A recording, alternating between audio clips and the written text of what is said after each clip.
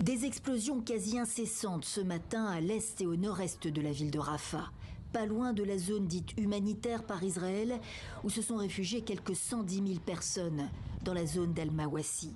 D'intenses affrontements donc, combattants du Hamas et du djihad islamique d'une part, forces israéliennes de l'autre, selon l'agence Reuters. Des blindés israéliens ont pris contrôle de la principale route séparant l'est de l'ouest de Rafah, de même source, encerclant de facto la partie est de la ville. Est-ce le début de l'offensive terrestre annoncée depuis des mois par Israël dans la ville du sud de l'enclave de Gaza ? Jeudi, les discussions entre belligérants au Caire se sont terminées sans accord de trêve.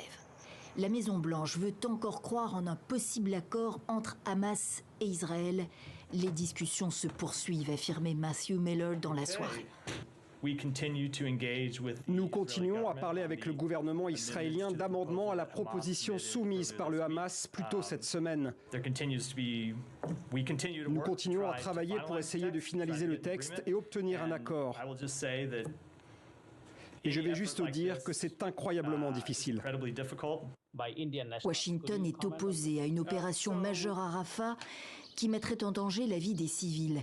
Plus d'1 million de personnes massées dans le sud de l'enclave de Gaza. L'administration Biden dit avoir présenté des alternatives au gouvernement israélien, déterminé à venir à bout des derniers bataillons du Hamas sur place. Pour la première fois depuis le début du conflit, les États-Unis ont également menacé d'arrêter les livraisons d'un certain type de bombes et d'obus d'artillerie si l'opération était lancée. Cela ne devrait pas affecter les niveaux de munitions disponibles pour une opération à Rafah, estime Yaakov Amidror, ancien conseiller du Premier ministre israélien. Mais à moyen et long terme, cela entraînerait des difficultés, reconnaît-il. S'il faut tenir seul, nous tiendrons seuls, assure pour sa part Benyamin Netanyahou dans une adresse aux Israéliens.